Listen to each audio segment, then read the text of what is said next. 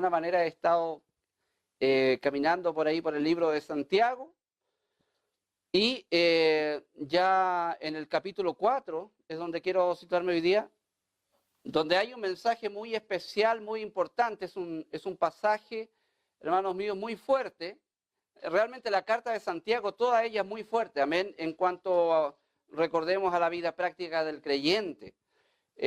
Notemos que Santiago está o tiene como propósito, como dijimos más de alguna vez, atender a problemas que sucedían en la comunidad cristiana en ese tiempo en Jerusalén, en donde se estaban manifestando verdaderos o grandes problemas entre ellos, amén.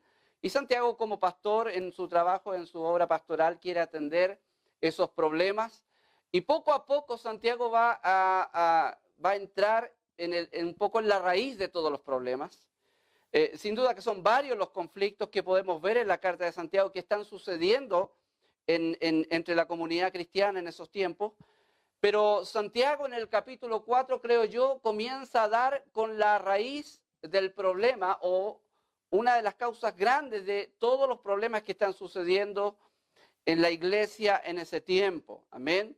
La audiencia a la cual escribe Santiago es una audiencia de creyentes con tremendos problemas, como dije, y la urgencia, hermanos míos, de estos hermanos en este tiempo es no solamente atender a sus problemas, sino que cambiar radicalmente su estilo de vida, porque estaban ellos practicando, amén, llevando a cabo un estilo de vida entre ellos bastante pernicioso, bastante dañino, en donde el pecado se manifestaba libremente, amén, y no había de alguna manera un freno a aquella conducta y aquella actitud, ¿cierto?, guiada especialmente, como vamos a ver hoy día, por el egocentrismo de cada uno de ellos. Amén.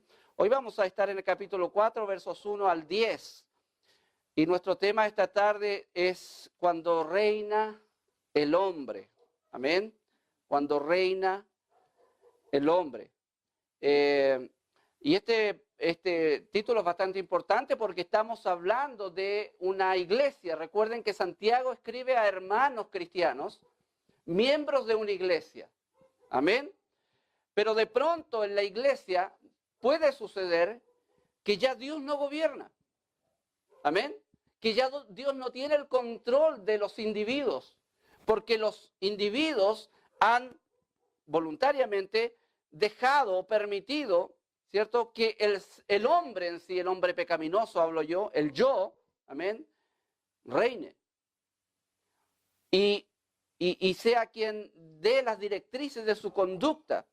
De alguna manera, todos los pecados que se manifiestan en esta iglesia en ese tiempo eran de alguna manera, ¿cierto?, el producto causados por el egocentrismo, y es porque en sus corazones y en sus vidas y en la comunidad de creyentes en general estaba reinando no Dios, sino que el hombre.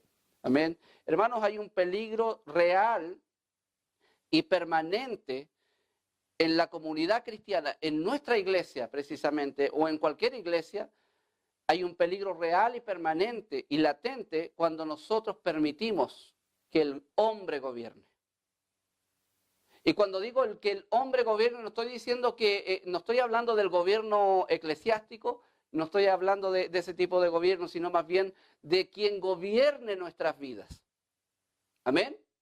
Nosotros como creyentes deberíamos ser gobernados por Dios, dirigidos por Dios, orientados por Dios. Nosotros tenemos la palabra de Dios, a la cual nosotros decimos que es nuestra norma, nuestra guía de fe y de conducta. Y estamos supuestamente sometidos a la palabra de Dios porque tenemos el deseo profundo de hacer la voluntad de Dios. Amén. Pero de pronto ese deseo de hacer la voluntad de Dios, de vivir para Dios, de hacer lo que agrada a Dios, de conducirnos como a Dios le agrada, ¿cierto?, se ve a veces diluido o esfumado, se fuma ese deseo, amén, o esa realidad, cuando permitimos que nuestra carnalidad sea la que gobierne nuestra vida. Porque si dejamos que la carnalidad gobierne nuestras vidas como individuos, miembros de una iglesia, vamos a permitir que la carnalidad gobierne la iglesia.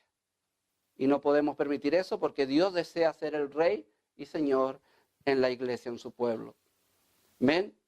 Dice la palabra del Señor así: ¿de dónde vienen las guerras y los pleitos entre vosotros? ¿No es de vuestras pasiones las cuales combaten en vuestros miembros? Codiciáis y no tenéis, matáis y ardéis de envidia y no podéis alcanzar. Combatís y lucháis, pero no tenéis lo que deseáis porque no pedís. Pedís y no recibís porque pedís mal para gastar en vuestros deleites. Oh almas adúlteras, ¿no sabéis que la amistad del mundo es enemistad contra Dios?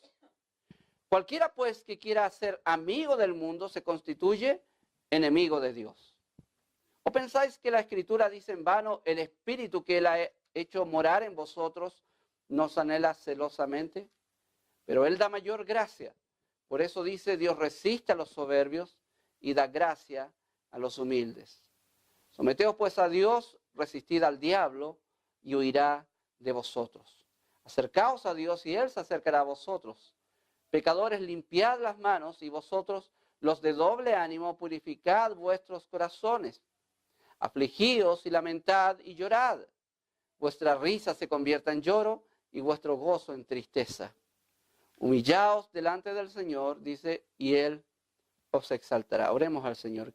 Querido Dios, queremos entregar esta porción de tu palabra en tus manos para que usted la use, Señor, en mi corazón, en la vida de los hermanos también, aún en la vida, Padre, de aquellos que no conocen a Cristo esta tarde.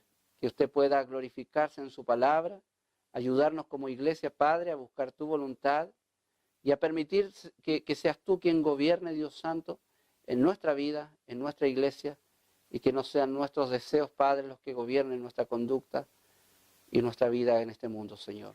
Se lo pedimos en Jesús. Amén. Cuando reina el hombre, cuando gobierna el hombre, en resumen, si pudiera resumir este mensaje, diríamos, cuando gobierna el hombre todo es un desastre. Amén. Contrario a lo que pasa cuando dejamos que gobierne Dios. ¿Ya? Ahí todo es maravilloso, en el sentido de que todo anda bien, aunque ande mal. ¿Ya? Aunque hayan problemas, dificultades y conflictos en la vida, cuando Dios está al mando, todo está bajo control, bajo su soberana voluntad, y por lo tanto se vuelve realidad aquello que Pedro dice en una de sus cartas cuando dice que aquellos que padecen como cristianos encomienden sus vidas al fiel Dios, amén, al fiel Creador.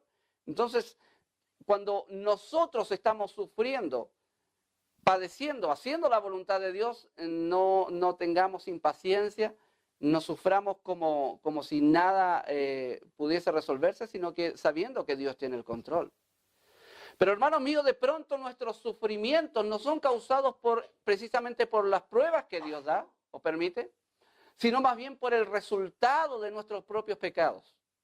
Y de pronto comenzamos a sufrir y de pronto comenzamos, ¿cierto?, a vivir en esta vida tremendos conflictos, pero producto de nuestro pecado. Debemos tener mucho discernimiento espiritual para entender esto. O a lo menos debemos dejar, amén, que algún consejero cristiano, y cuando digo consejero cristiano no estoy diciendo un consejero con título, sino que cada uno de nosotros somos consejeros unos de otros, que alguien nos dé consejo respecto a cómo estamos, porque siempre es necesario, hermanos míos, que se nos aconseje o se nos haga ver, directa o indirectamente, si estamos o no haciendo la voluntad del Señor. Porque de pronto los sufrimientos que padecemos en la vida son producto de nuestros propios pecados y no precisamente del examen o de la prueba que Dios quiere darnos. Amén.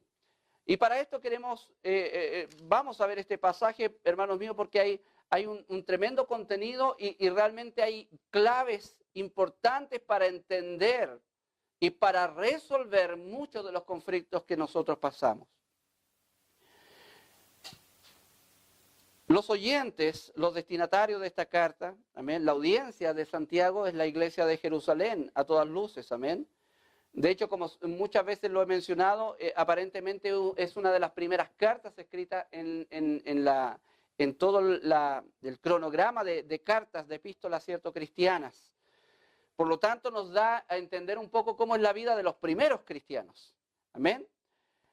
Sin embargo, nos sorprenderemos, hermanos míos, cuando nos demos cuenta de que esta terrible realidad que están pasando estos hermanos, a lo menos 10 o 15 años atrás no era tan así.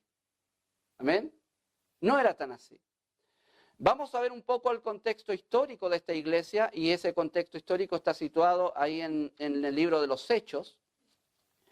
En el libro de los Hechos tenemos el contexto histórico, el trasfondo histórico de esta iglesia en Jerusalén, de estos hermanos que receptan esta carta. Y capítulo 2 nos narra, ¿cierto?, todo el capítulo de la predicación que Pedro hace a los judíos en virtud, ¿cierto?, de lo que pasa en el día de Pentecostés con los cristianos. Recuerdan, llega el Espíritu Santo, es derramado el Espíritu Santo, hablan en lengua, ¿cierto? Todo el mundo que está ahí, producto de la fiesta de Pentecostés, escucha el Evangelio, las maravillas de Dios, como dice, ¿cierto?, en la misma narración. Y producto de eso hay muchos convertidos. Amén, muchos convertidos. Al final del capítulo 2, hermanos míos, nos narra Lucas, el escritor, ¿cierto?, cómo era el estilo o la forma de vida de estos primeros creyentes que comenzaron a juntarse en Jerusalén como iglesia. Versículo 41 de capítulo 2 nos dice lo siguiente: así que los que recibieron su palabra fueron bautizados y se añadieron aquel día como 3,000 personas. Imagínense, de pronto la iglesia crece tanto, 3,000 personas se agregan a la comunidad cristiana que había en esos momentos ya. Dice, y estos cristianos, estos 3,000 más los demás que habían, ¿cierto? Este era el estilo de vida que llevaban. Dice, perseveraban en la doctrina de los apóstoles, también perseveraban, ¿qué dice? En la comunión unos con otros. ¿En qué más? En el partimiento del pan y en las oraciones. Había una tremenda y preciosa vida cristiana que se manifestaba en esta comunión, en este estar siempre juntos, para seguir la doctrina de los apóstoles, para tener comunión unos con otros, para partir el pan, para las oraciones. Había, hermanos míos, ojo con el versículo 41, son más de 3,000 personas que por el poder y la gracia de Dios logran tener comunión. Amén. Hermanos míos, hablábamos con los varones en la mañana la importancia de la doctrina de la Trinidad. La Trinidad, cierto, nos manifiesta la unidad o la diversidad en medio de la unidad, en medio de la diversidad. Y es algo que se repite, es una constante en varias cosas que pertenecen a la vida cristiana. Amén. Hablamos del matrimonio, como es un reflejo, ¿cierto? Dios dice que son dos personas, pero son uno solo cuando se casan. Es un reflejo de la unidad.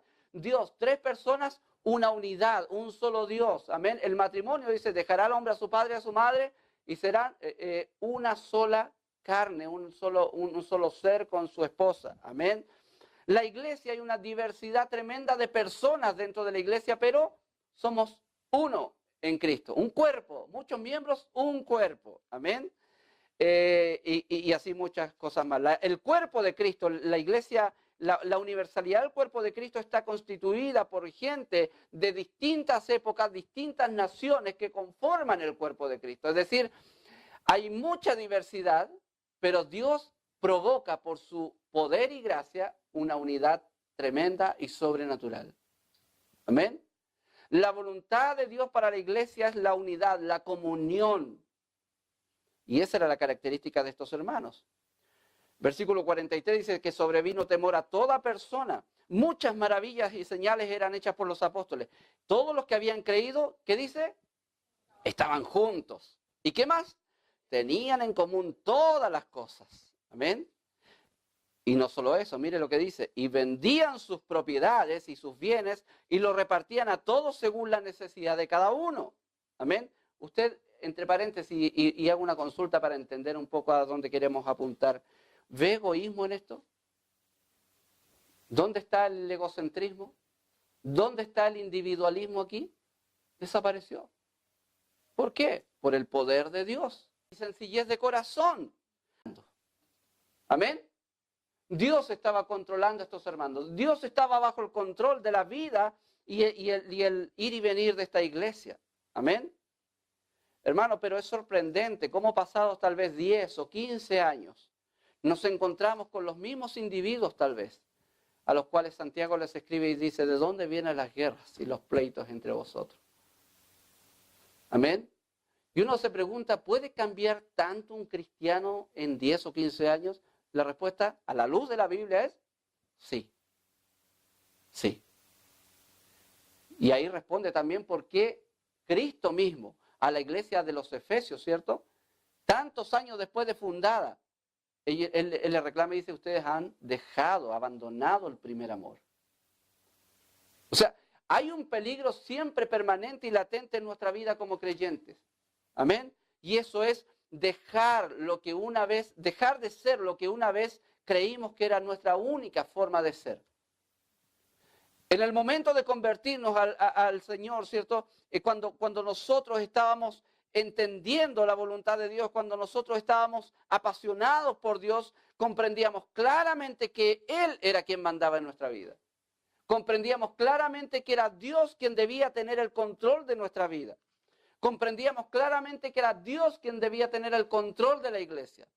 Pero pasado el tiempo, cuando permitimos que la carnalidad poco a poco entre a gobernar nuestro corazón, entonces todo empieza a cambiar. Y una iglesia puede volverse tan fea, amén, espiritualmente hablando, que tal como dijo el Señor a los Efesios ahí en Apocalipsis, yo podría, si no te arrepientes, retirar el candelero de ahí. Podría desaparecer aún aquella iglesia. Entonces, a la luz de la historia, hermanos míos, también nosotros tenemos ese peligro permanentemente. Es que nuestro corazón, como individuos, comience a ser dominado, gobernado, ¿cierto? Por nuestra propia carne, por nuestra propia carnalidad, por nuestro propio yo. En el fondo dejamos que reine el hombre y no Dios. Veamos la evidencia de esta terrible realidad. Amén. La evidencia está ya en el versículo 1. Amén. Dice, ¿de dónde vienen las guerras y los pleitos entre vosotros? Hay una evidencia tremendamente terrible que da cuenta de que ellos están siendo gobernados por el hombre, por el yo, por la carne y no por Dios. Y esto es que entre ellos habían ¿qué? Guerras y pleitos. Amén. Curiosamente ocupa Santiago dos palabras que tienen que ver con el lenguaje militar. Amén. Y en el fondo está dando esta descripción. O sea, en esta iglesia habían verdaderas batallas entre los hermanos. Amén. Batallas, peleas, pleitos, guerras. Y realmente nos describe una situación bastante penosa, triste, pero que puede llegar a ser posible en una iglesia que deja, ¿cierto?, el gobierno de Dios y permite que la carne empiece a gobernar sus corazones. Hermanos míos, ¿cuántos ejemplos hoy en día tenemos a nuestro alrededor, en el mundo entero, de iglesias que han permitido, ¿cierto?, ser gobernadas por el hombre, por el deseo del hombre y no por el deseo de Dios? Iglesias que han permitido, ¿cierto?, que la carne sea la que triunfe en medio de la comunidad y no la santidad, o no sea Dios quien triunfe, ¿cierto?, dentro de la comunidad. Guerras y pleitos habían en esta iglesia. Quiero hacer alusión a un comentario que hace Matthew Henry acerca de esto. Dice, puesto que todas las guerras y peleas vienen de las corrupciones de nuestros propios corazones, bueno es mortificar las concupiscencias que luchan en los miembros. Porque note que Santiago habla de que estas concupiscencias, dice, ¿de dónde vienen las guerras entre ustedes? Vienen de vuestras propias pasiones, las cuales, ¿qué dice? Combaten en vuestros miembros. Amén. La descripción que hace Santiago aquí es de individuos que están llenos de puras ganas de hacer lo que a ellos les antoje. Que a ellos los domina la concupiscencia. Y concupiscencia, la Biblia se refiere al deseo carnal, al deseo pecaminoso que el ser humano tiene, sin tomar en cuenta a Dios. Las concupiscencias mundanas y carnales son males que no permiten el contentamiento ni la satisfacción. Cuando nosotros nos dejamos, hermanos míos, gobernar por la concupiscencia mundana y carnal, ¿sabe qué? Jamás experimentaremos contentamiento. dicha, plenitud. Si usted se fija y si nos fijamos, hermanos míos, de todas las promesas o de todas si nosotros analizamos tanto en el Antiguo como en el Nuevo Testamento y nos ponemos a preguntar de qué se trata vivir para Dios, nos vamos a dar cuenta, ¿cierto?, de que vivir para Dios, de alguna manera podemos resumirlo como abandonarnos, dejar de vivir para nosotros. Porque no podemos vivir para nosotros y vivir para Dios a la vez. ¿Qué dijo Cristo acerca de esto? Ninguno puede servir a dos señores. Ese es el principio. El corazón del individuo no puede estar dividido en dos nortes, en dos propósitos, no pueden haber dos cosas muy importantes para mí. Siempre hay una sola cosa más importante para mí. Y debe ser Dios. Los deseos y los afectos pecaminosos impiden, ¿cierto?, la oración y la obra de nuestros deseos para con Dios. Hermanos míos, Jesucristo nos dejó bien claro cuáles son las cosas más importantes para nosotros. Amén. No podemos tener confusión respecto a eso. En una oportunidad, cuando ¿cierto?, los fariseos le preguntaron cuál es el gran mandamiento de la ley, ¿qué dijo él? El primero es este: amarás al Señor tu Dios con todo tu corazón y con toda tu alma y con toda tu mente. La primera relación más importante, la primera prioridad en la vida es Dios. Nuestra relación con Dios. Dios es lo más importante. No puede existir algo más importante que Dios en mi vida. Y el segundo mandamiento, dice, bueno, capítulo 22, ahí está en Mateo, ¿cierto? Este es el primero, dice. Y el segundo es semejante. Amarás a tu prójimo, ¿qué dice? Como a ti mismo. El primero, ama a Dios. Y el segundo, ama a tu prójimo. ¿Y dónde quedo yo? Bueno, yo disfruto de las consecuencias de obedecer aquello, ¿amén? Ahora, curioso, no hay ningún mandamiento que acerca de amarme a mí mismo. Algunos tergiversan este mandamiento que Cristo hace mención cuando dice amarás a tu prójimo como a ti mismo. Y algunos, mal entendiendo este concepto, dicen, entonces yo no puedo amar a mi prójimo si no me amo a mí mismo. Realmente usted no puede llegar a esa conclusión. ¿Amén? Porque realmente el ser humano, a la luz de la Biblia, no tiene problemas con amarse a sí mismo, sino que el ser humano se ama a sí mismo por naturaleza. Usted me podría preguntar, bueno, ¿y qué de los que tienen baja autoestima? Bueno, se aman tanto a sí mismos que no soportan ser más feos que otros, más pobres que otros y más, ¿cierto? Es parte del amor propio que tiene el ser humano. ¿Amén? Pero el amor propio lleva a la miseria. Por eso Dios dice, ¿quieres realmente entender lo más importante para el creyente? Primero, amar a Dios y segundo, amar al prójimo. Dándonos la pista, ¿cierto?, de la verdadera dicha de un creyente. Cuando tú enfocas tu vida en otro, en este caso en Dios y en el prójimo, pero no en ti, eres dichoso. Pero a la hora que sacas tu vista de Dios y del prójimo y la vuelves a ti mismo, te conviertes en un ser miserable. Porque comienzas poco a poco, ¿cierto?, a sufrir las consecuencias del egocentrismo. En palabras simples, siempre cuando te preocupas de otro vas a ser dichoso. Preocúpese de otro. ¿Quieres ser dichoso? Preocúpese del prójimo. Preocúpese de obedecer a Dios y de amar al prójimo. ¿Ya? No por nada Cristo manifestó en varias oportunidades. Les doy un ejemplo. En una oportunidad dijo, hablando de las grandes necesidades del ser humano, dijo, ¿sabes qué? La gran necesidad para el creyente, ¿cuál es? Busca primero el reino de Dios y su justicia. Y todas aquellas cosas que, y parafraseando un poco el contexto, que son lo más importante para el ser humano, como comer, vestir y beber, van a llegar por añadidura. El enfoque del cristiano, la búsqueda del cristiano está en la voluntad de Dios, ¿cierto? Su justicia perfecta. Que dice Cristo también acerca del verdadero discípulo, dice el que no renuncia a todo lo que posee, el que no aborrece a padre o madre, aun su propia vida, no puede ser mi discípulo, el que no está dispuesto a llevar su cruz cada día, no puede ser mi discípulo. Es decir, todas las instrucciones de Cristo que tienen que ver con qué es lo que hace dichoso al creyente, qué es lo que lo realiza, tiene que ver con no mirarse a sí mismo, no buscarse a sí mismo. Amén. Abandonarse, dejarse en segundo, tercer lugar. Primero está Dios, luego el prójimo y luego tal vez yo. Cuando dejamos que Dios gobierne, eso es realidad en nuestra vida. Amén.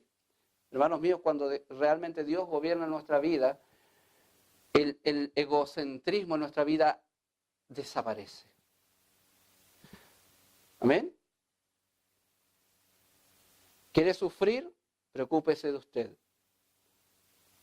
¿Quiere ser dichoso? Preocúpese de los demás. Preocúpese de Dios, de la voluntad de Dios. El Señor Jesucristo dijo un mandamiento nuevo os doy. Que os améis unos a otros, como yo os he amado, que también os améis unos a otros. En esto conocerán todos que sois mis discípulos, si tuviereis amor los unos con los otros. De eso se trata la comunión cristiana. Amor mutuo. Amén. Amor mutuo. Es diferente cuando yo tomo este pasaje y digo, yo tengo la responsabilidad de amar a mi hermano. Así debemos tomarlo, amén. Y lo digo y lo enfatizo porque muchas veces lo entendemos mal. Leemos este pasaje y pensamos al revés. Esa es la responsabilidad que tienen los hermanos, de amarme a mí. ¿Cierto? Y no es la forma correcta de pensar. Es una manera equivocada de pensar. Realmente lo que Cristo está dándonos a entender que yo como cristiano tengo la responsabilidad de amar al otro cristiano.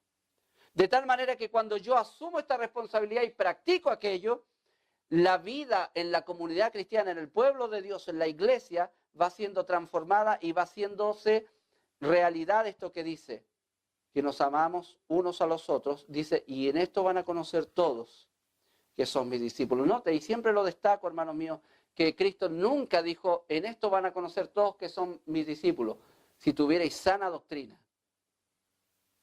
¿Cierto?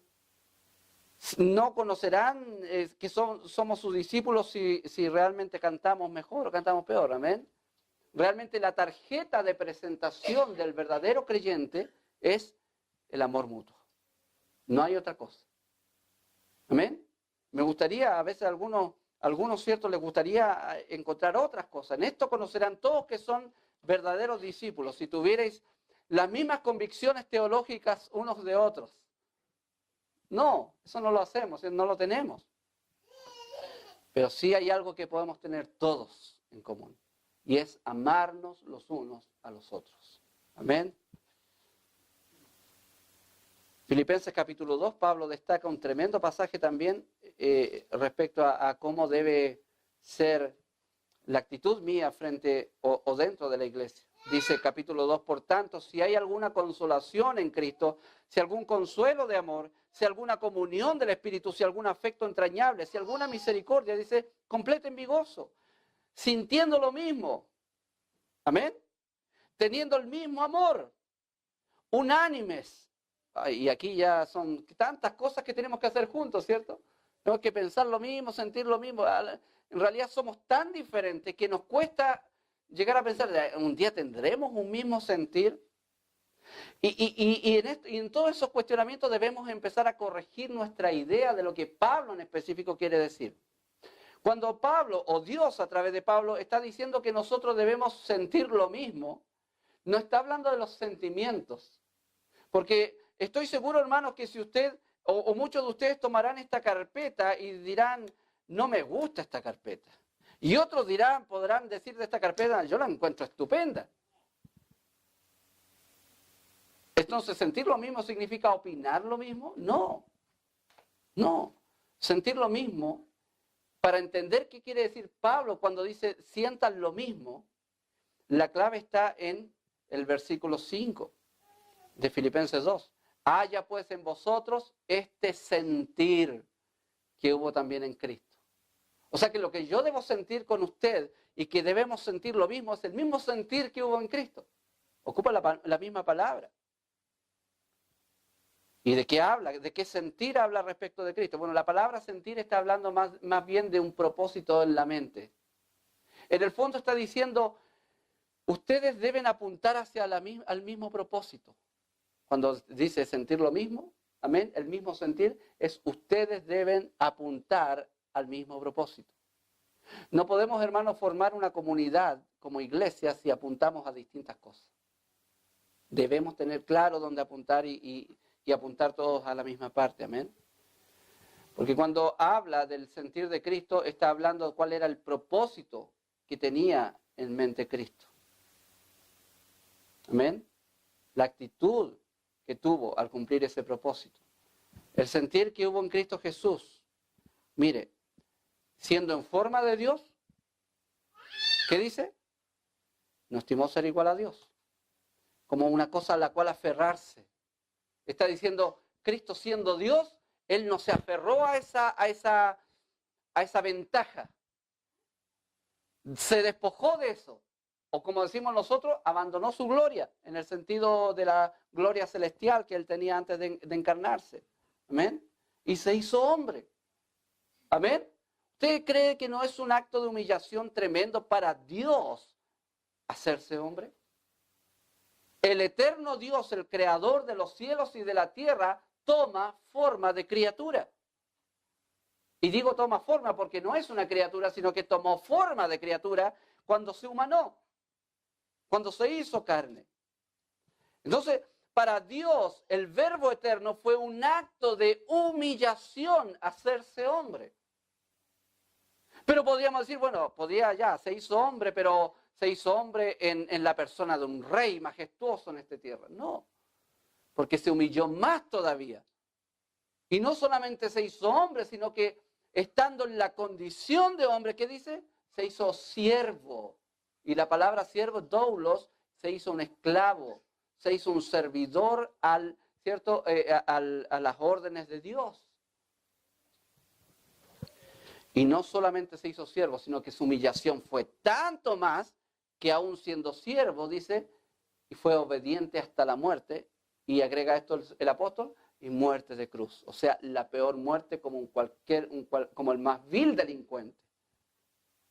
Entonces cuando dice Pablo, haya en ustedes el mismo sentir que hubo en Cristo, está hablando de eso. La disposición de mi corazón a humillarme tanto, solamente por amor a Dios y amor al prójimo. ¿Amén? ¿Y qué dice de Cristo? Dice, por lo cual, resultado de esta humillación, Dios también lo exaltó hasta lo sumo. Porque ese es el principio divino, hermanos. El que se humilla será enaltecido. Más el que se exalta será humillado. Hermanos míos, eso es una ley espiritual. Usted no puede ni yo puedo, no puedo no toparme con esa ley cada vez que quiero, ¿cierto?, en la vida hacer algo. Hermanos míos, entonces, Santiago o Filipenses, aquí el apóstol Pablo en Filipenses dice, nada hagáis por contienda o por vanagloria, amén, antes bien con humildad. Y ese, ve que antecede estos pasajes a la condición de humillación de Cristo. Cuando Pablo dice, sean humildes entre ustedes, vivan humildemente, nada hagan por contienda o por vanagloria, que es muy frecuente entre nosotros. Hacer cosas en la iglesia por contienda, ¿cierto? Por pelear con el otro. O por vanagloria, por lucirme ante los demás. Por quedar bien con los demás. ¿Ya? Dice, antes bien, háganla con humildad. Y mire, estimando cada uno a los demás, ¿como qué? Como superiores al mismo. Nota que apunta a una actitud. Ahora, todo esto, ¿por qué? Porque de alguna manera la palabra del Señor nos enseña que la comunión cristiana debe estar, ¿cierto?, guiada por el amor mutuo, por la humildad y por todos esos frutos que el Espíritu da, ¿cierto?, que mantienen la comunión, ¿cierto?, estrecha, funcionando y glorificando a Dios. Ahora, volviendo a nuestro texto originalmente, hermanos míos, esto estaba lejos de ser una realidad en la gente que recibió la carta de Santiago, en la iglesia de Jerusalén. Amén. Porque, hermanos míos, siendo el ideal de Dios para nosotros, un ideal alcanzable por lo demás, amén, la comunión estrecha en amor, amén, que es el vínculo perfecto, dice Pablo, ¿cierto? En humildad. Todo esto, hermanos míos, se había hecho pedazos en la iglesia en Jerusalén. ¿Por qué? Por una sola cosa. Habían permitido que sus corazones pecaminosos, que su carnalidad gobierne sus vidas. Amén. Y cuando usted y yo dejamos que la carne gobierne nuestras vidas, ¿sabe qué? La humildad se va, se fuma. El amor mutuo desaparece. Y todas aquellas cosas que son el pegamento entre los cristianos se diluyen. Amén. Y se destruye todo lo que Dios quiere construir dentro de una comunidad cristiana. Hermanos míos, creo que no hay, si hay uno de los valores grandes que caracteriza al pueblo de Dios y a Dios mismo, es la unidad. Amén. Nosotros no creemos en tres dioses, nosotros creemos en una triunidad, en un Dios trino, amén, en un Dios tripersonal, en donde siendo la deidad, ¿cierto? Estando ahí en la deidad, tres personas distintas coexisten perfectamente en unidad. Amén. Aún teniendo roles distintos, sobre todo frente al plan de salvación, ¿cierto? Aún en todo eso hay una perfecta unidad, sincronización, armonía y todo aquello. Hay una sumisión, ¿cierto? Dentro de la Trinidad, ¿cierto? Que nos muestra la palabra del Señor. Yo hago todo lo que el Padre me dice, y etcétera. Usted puede ver esa pequeña, subordinación o sumisión del Señor Jesucristo al Padre. Entonces, las características de Dios mismo es la unidad. Esto era una terrible, ¿cierto? O una lejana realidad en la vida de los hermanos que recibían la carta de Santiago. ¿Por qué? Porque era patente lo que pasaba ahí, ¿cierto? ¿De dónde vienen las guerras, los pleitos entre ustedes? Dice, no es de vuestras pasiones, las cuales combaten en vuestros miembros. Amén. ¿Qué había entre ellos? Pleitos, guerras.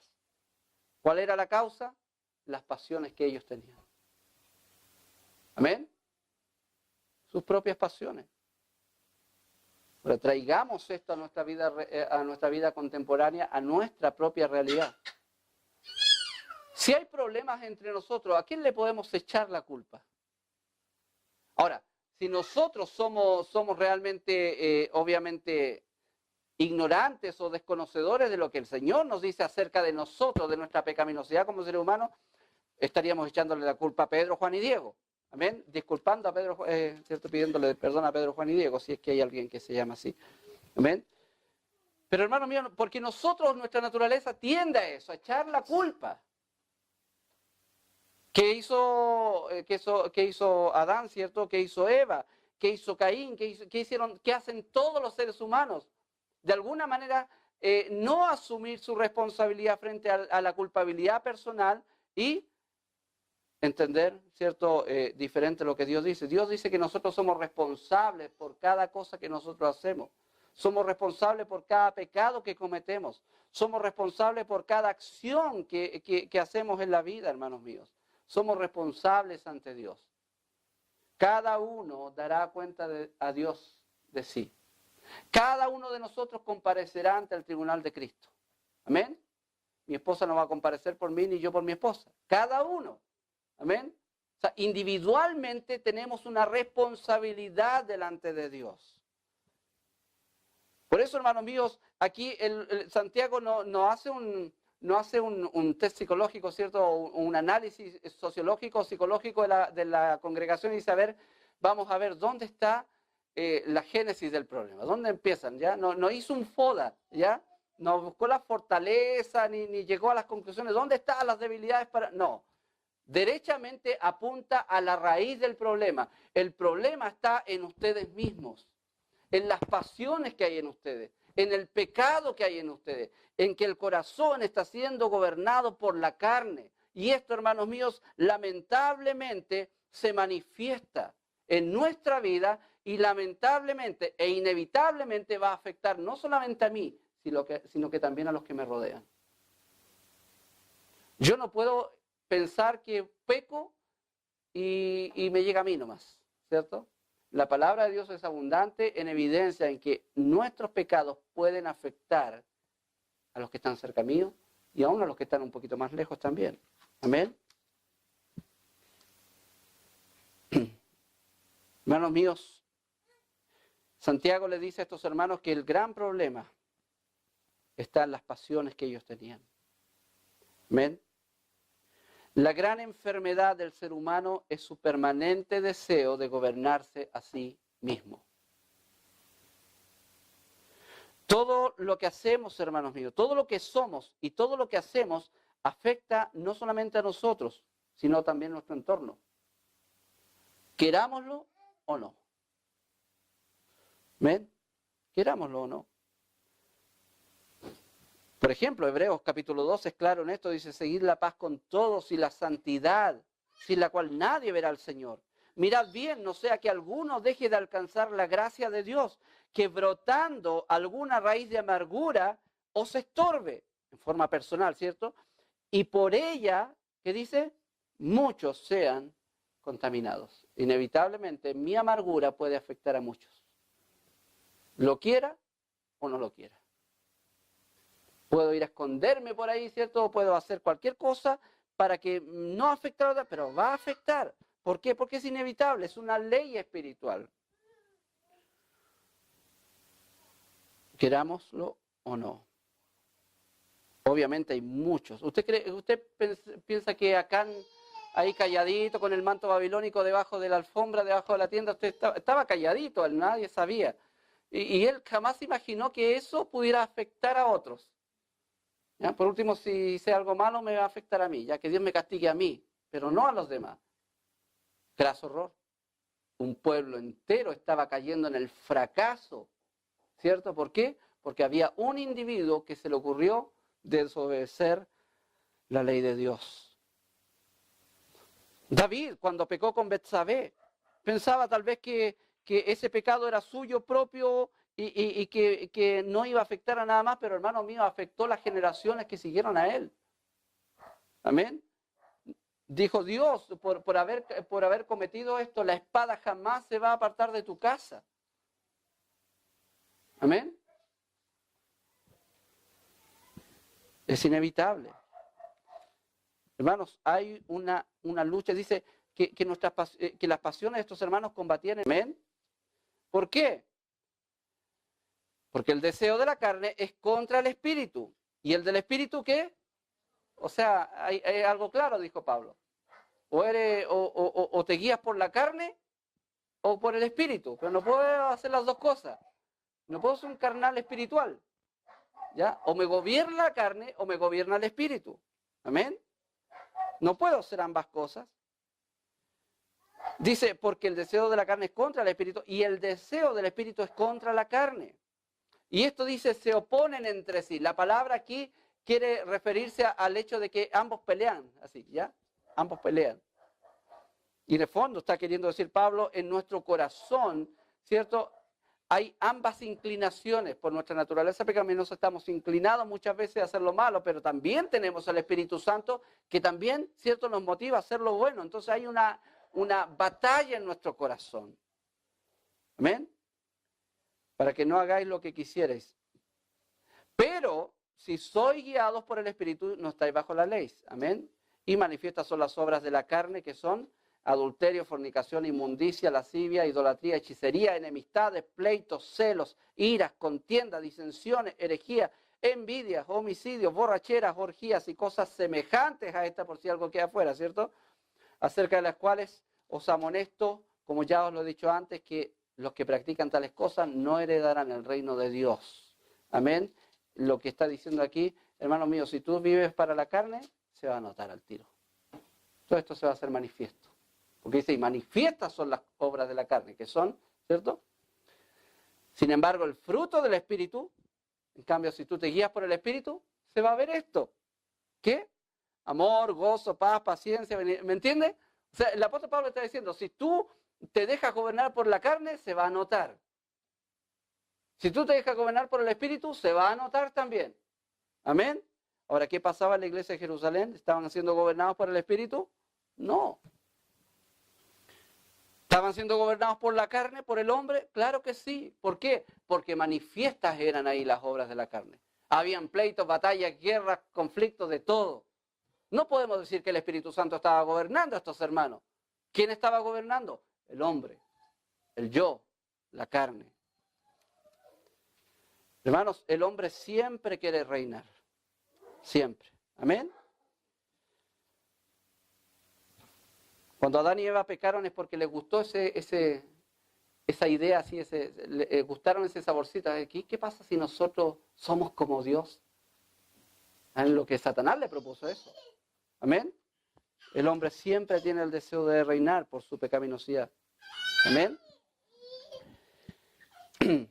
Caín y Abel.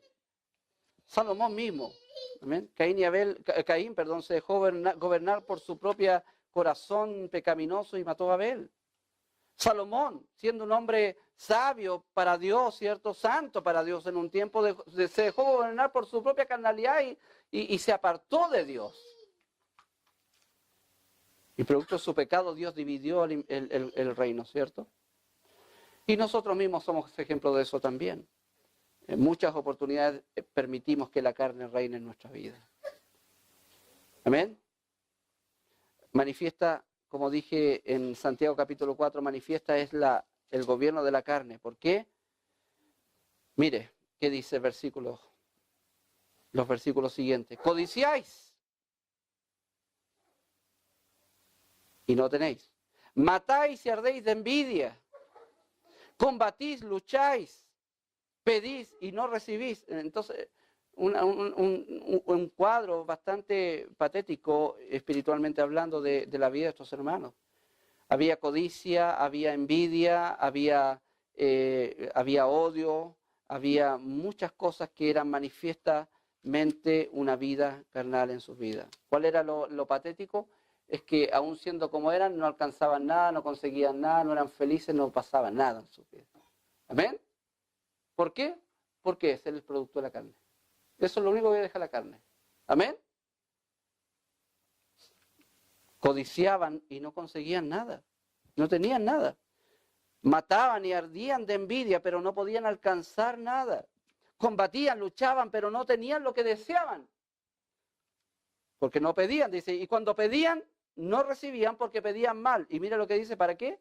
Para gastar en vuestros deleites. Por la palabra ahí, más bien dicho, vuestros propios deleites.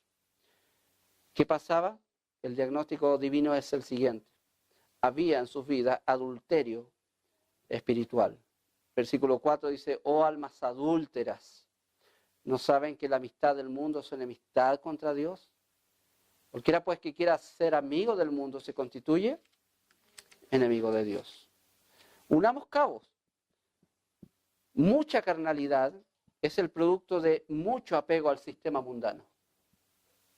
¿Cuándo doy rienda suelta a la carnalidad en mi vida? Cuando yo huelo mucho a mundo. ¿Entiendes? Cuando yo me convierto en un individuo que ya no ama a Dios sobre todas las cosas, sino que ya me estoy enamorando del mundo como sistema.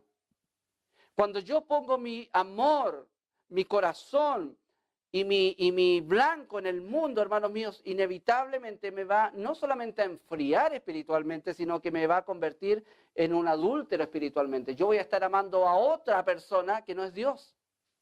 ¿Quién exige amor? Dios. Cuando vuelvo a lo que dijo Cristo, el gran mandamiento es este: amarás a Dios con todo tu corazón, con toda tu alma, con toda tu mente. Ese es el primero y gran mandamiento, dijo Cristo. Cuando yo amo a otra cosa, pero no a Dios, entonces estoy adulterando espiritualmente. Y estos hermanos se habían convertido en adúlteros espirituales. ¡Oh, almas adúlteras! Hermanos míos, la amistad con el mundo siempre, siempre, siempre me va a convertir en un enemigo de Dios. Amén. Yo no puedo ser amigo de los dos. ¿Ya? Soy amigo del mundo, soy amigo de Dios. ¿Qué significa ser amigo del mundo? No significa que usted tiene que cortar todas las relaciones con la gente del mundo. No, no tiene que ver esencialmente con las relaciones de amistad con la gente, sino con el sistema, la filosofía, la moral, la forma de pensar que tiene este mundo, las cosas de este mundo. ¿Cómo dijo Juan? Dice que no debemos amar al mundo. ¿Y qué más? Ni las cosas que hay en el mundo. Eso significa que yo tengo que descuidarme de todo lo que tengo. Yo no voy a cuidar, qué sé yo, no sé, pues no voy a cuidar mi casa porque no debo amar las cosas del mundo. No significa eso. Significa las cosas, está apelando a lo que Juan después dice, porque todo lo que hay en el mundo, ¿qué dice? Los deseos de la carne, los deseos de los ojos, la vanagloria de la vida. Hermano mío, esta gente se había volcado a eso. Lo del mundo ya era más importante que lo de Dios. Y eso le hizo, cierto, pedazo su vida en la iglesia. Amén. Amistad con el mundo es igual a enemistad contra Dios. ¿Qué prefiere usted, ser amigo de Dios o amigo del mundo? ¿Qué prefiere usted, amar a Dios o amar al mundo? Entonces debemos nosotros responder en nuestro corazón esas cosas. Los creyentes que constituían la audiencia que Santiago tenía simplemente habían perdido el norte. Amén. Cristo les dijo, no amen al mundo. Cristo les dijo, amen a Dios por sobre todas las cosas. Cristo les dijo, ustedes no son del mundo. Y Cristo les advirtió muchas cosas, ámense unos a otros, pero ellos estaban ya a este punto, ya habían echado por el suelo todas las cosas que dijo Cristo. ¿Dónde está la salida para esto? Bueno, Santiago, por gracia de Dios, les da la salida, ¿cierto? A pesar de que estos hermanos estaban viviendo una vida llena de soberbia, llena de orgullo y de egocentrismo y de egolatría, ¿sabe qué? Versículo 6 es una esperanza. Pero Él da mayor gracia. ¿Quieres salir de aquí? La gracia de Dios puede sacarte. Solamente la gracia de Dios. Por eso debían entender ellos que Dios resiste a los soberbios, en cambio da gracia a los humildes. Amén. Esa es la clave para salir. Dejar de ser un soberbio y convertirse en un hombre humilde, una persona humilde. Hermano, no hay salida de parte de Dios para el ser humano en todo sentido. No hay salida para el ser humano que no comience en la humillación. No hay salida. Amén. Hablándose de restauración o de salvación, siempre la salida comienza con humillarse. Amén. Porque el que se humilla será enaltecido. Él da mayor gracia. Amén. Sí, pero es que mi pecado es tan grande entonces. No, pero Él da mayor gracia. Donde abundó el pecado, sobreabunda la gracia de Dios. Amén. Hermanos, siempre la gracia es más grande que nuestro pecado. Amén. Hay un himno que cantamos, ¿cierto? Su gracia es mayor. ¿Cuál es el camino de salida? Lo resumimos de 3 formas. Primero, someterse a Dios. Amén. Versículo 7. Versículo 8, acercarse a Dios. Y versículo 10, humillarse a Dios. Amén. ¿Por qué debo someterme a Dios? Porque cuando yo vivo gobernado por la carne, estoy siendo un rebelde con Dios. Estoy sometiéndome al diablo y a la carne. A la carne es evidente, pero ¿por qué al diablo? Bueno, lo dice ahí. Sométanse a Dios, resistan al diablo. Ellos estaban sometiéndose al diablo y resistiendo a Dios. Amén. Sométanse a Dios, resistan al diablo. ¿Y qué va a pasar? Huirá de vosotros, hermanos míos. La carnalidad comienza, ¿cierto? O el antídoto para la carnalidad comienza cuando nosotros comenzamos o empezamos a entender que debemos someternos a la autoridad de Dios. Cuando yo estoy viviendo una vida en la carne, carnalmente, amén, estoy viviendo fuera del señorío de Cristo. Yo debo someterme a Dios. Segundo, yo debo acercarme a Dios. Versículo 8, acercaos a Dios. ¿Por qué dice acercaos a Dios? ¿Sabe por qué? Porque estos hermanitos, aunque siempre iban a la iglesia, ¿sabe qué? Estaban lejos de Dios. Lejos. Acercaos a Dios, ¿y cuál va a ser el resultado? Y Él se acercará a vosotros. ¿Quién da el primer paso aquí? El pecador. El pecador. ¿Amén? Porque es el pecador el que tiene problema con Dios, no Dios con el pecador. ¿Amén? Siempre es así. Dios abre la puerta de la gracia, pero llama al pecador y le dice, tú ven. Y es el pecador quien, entendiendo su necesidad de someterse a Dios, se acerca a Dios. ¿Y qué hace luego Dios? Se acerca a Él. Amén. Cuando nos alejamos de Dios, hermanos míos, nos alejamos de Dios, o la evidencia de que estamos lejos de Dios es cuando nuestra vida se vuelve impura, impía, de doble ánimo. Lo dice aquí el contexto, ¿cierto? Acercaos a Dios y Él se acercará a vosotros, pecadores, limpiad las manos. Y vosotros los de doble ánimo, ¿qué dice? Purificad vuestros corazones. También nos llama en esto de acercarnos a Dios a tener un cambio de actitud, hermanos míos. Porque dice, afligíos y lamentad y llorad. ¿Cómo estaban estos hermanos? Pecando y dicen, pucha, que somos pecadores. No, el contexto nos hace entender que estos hermanos estaban metidos en una vida pecaminosa, carnal, pero estaban indiferentes a eso. Entonces le dicen, cambien de actitud, dejen de reírse, dejen de gozar con esto, ¿amén? De disfrutar esto. Lamentense, lloren, aflíjanse. Es un llamado a entender dónde están. Porque muchas veces, hermano mío, vivimos nomás y no sabemos dónde estamos parados. Aflíjanse, lloren, lamentense. Vuestra risa se convierta en lloro y vuestro gozo en tristeza. Y el último paso, humíllense delante del Señor. Amén. Y finalmente el resultado, ¿cuál va a ser? Y Él os exaltará. Amén. Esto puede significar tal vez tu restauración. Esto puede significar aún tu salvación. Amén. De cualquier manera, cualquiera sea tu necesidad, si estás viviendo en una vida donde el hombre está gobernando, el yo, la carne, y no Dios, amén, la salida, dice el Santiago, la palabra del Señor es someterse a Dios, amén, buscar la gracia de Dios, someterse a Dios, acercarse a Dios, humillarse a Dios. Oremos al Señor. Querido Dios, queremos ir a su presencia dándole gracias, Padre amado, por esta palabra suya. Y Señor, cuántas veces nosotros no estamos en la misma situación, dejando fluir nuestra carnalidad, pensando que no va a afectar nada, Señor. Somos necios, Señor, al pensar eso. Ayúdenos, Señor, a tener tu gracia. Ayúdenos a vivir una vida sometida a ti, Señor. Y a no permitir, Padre, que el pecado gobierne nuestra vida, sino permitir que Cristo sea el Rey y Señor en nuestra vida, Señor. Rogamos estas cosas en nombre de Jesús. Amén. Amén. Dios les bendiga. ¿Sí? Hermano Daniel, si puede. Salvador.